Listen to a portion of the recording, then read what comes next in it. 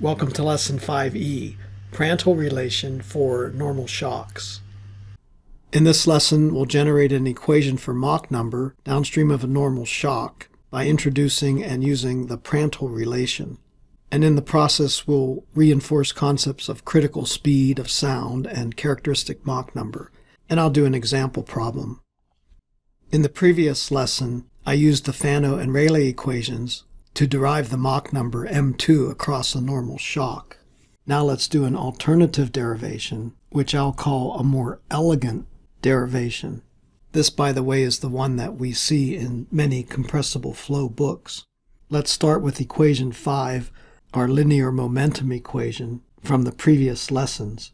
Namely, the pressure difference P1 minus P2 is rho 2 V2 squared minus rho 1 V1 squared. Let's manipulate. First, I'll divide by rho 1 V1, and I'll rearrange this right-hand side by splitting up the V2 term and the V1 term. V1s cancel here, as do rho 1s, and from conservation of mass, which was equation 1 of the previous lessons, we know that rho 1 V1 is rho 2 V2. We'll apply that in both of these terms. So we get P1 over rho 1 V1 minus P2 over rho 2 V2 equals V2 minus V1, since this rho cancels with this, and this V2 cancels with one of these.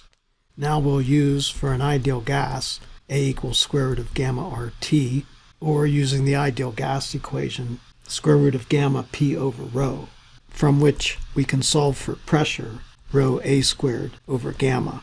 Thus this equation becomes A1 squared over gamma V1 minus A2 squared over gamma V2 equal V2 minus V1. I call this equation 17, where I continue my numbering system from the previous lessons. A comment: this equation comes from conservation of mass and the linear momentum equation. Now let's apply conservation of energy, which is our equation 2 from previous lessons. Namely, H1 plus V1 squared over 2 equal H2 plus V2 squared over 2, or H plus V squared over 2 equal H naught, which, as we've pointed out before, is constant across the shock, because the flow is adiabatic. Note that total specific enthalpy, H plus V squared over 2, is constant for any one-dimensional flow that is adiabatic. This conservation of energy equation is valid not only across the shock, but any such flow as this.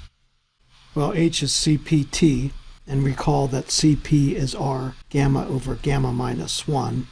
So we have gamma RT over gamma minus 1 plus V squared over 2 equal constant.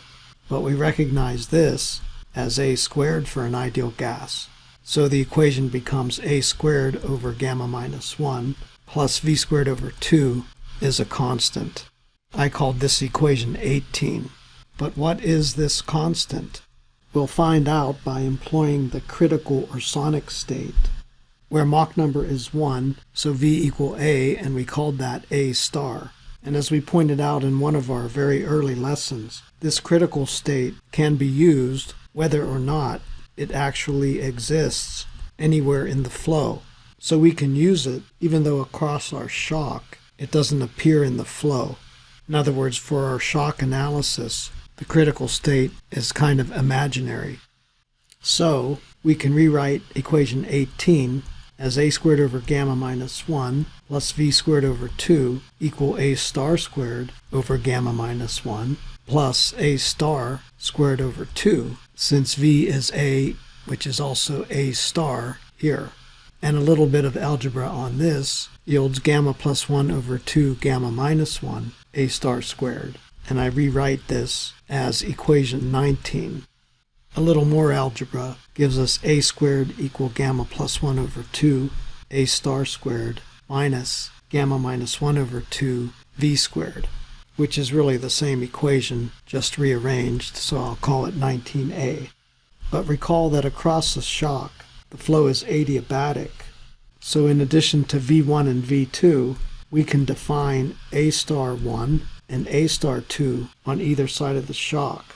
I usually leave this for a homework problem that you can show fairly easily that A1 star is equal to A2 star across the shock, and so we can just call this A star. So upstream of the shock, this equation 19a can be written as A1 squared plus gamma plus 1 over 2 A star squared minus gamma minus 1 over 2 V1 squared. And similarly, downstream of the shock, we get the same equation except with subscripts 2. Taking these two equations together, we call them equation 20. Now let's plug equation 20 into equation 17, which I rewrite here. We get 4 terms on the left and V2 minus V1 on the right. But let's do a little bit of manipulation by combining these two, and again after some algebra, which I always leave for homework, we get A star squared equal V1 V2. This is a really simple equation, first derived by Prandtl, so we call it the Prandtl relation across a shock. I'll number it equation 21. Now recall the so-called characteristic Mach number, which is defined as V over A star instead of V over A, and is given the notation M star. Note that M star is not 1, rather it's defined this way, and A star is the square root of gamma RT star. So equation 21 can be written as A star equal V1 V2, or 1 equal V1 over A star V2 over A star, which by our definition of M star is M1 star M2 star. So M2 star is 1 over M1 star. I'll call this equation 22. Again, a very simple equation, which is the direct result of the Prandtl relation, and gives a relationship between characteristic Mach numbers before and after the shock. You can also look back at the notes and recall that we had a relationship between Mach number and characteristic Mach number, which you can also get by manipulating our equation 19, where we have m squared is 2 over gamma plus 1 m star squared minus the quantity gamma minus 1. I'll call that equation 23. This was the same equation we used for adiabatic duct flow. This equation applies anywhere in the flow, with the only restrictions being adiabatic, 1D, and ideal gas, of course. A few comments about equation 23 here. If m star equal 1, m squared is 2 over gamma plus 1 minus gamma plus 1, or 2 over 2, which is 1. So m is also equal to 1. And it also turns out that if m star is less than 1, m is less than 1 also. And if m star is greater than 1, m is also greater than 1. Now let's solve equation 23 for m star as a function of m and gamma. And I'll actually solve for m star squared. Again, after a bit of algebra, we get m star squared is m squared gamma plus 1 over 2 plus gamma minus 1 m squared. I'll call this equation 24. Next, we plug this equation 24 into equation 22 and manipulate some more, which means a lot of algebra. I can't handle any more algebra. Okay, Ned, then I'll leave all the algebra for homework. Then everybody is going to hate me. I hope not, Mr. Nerdly.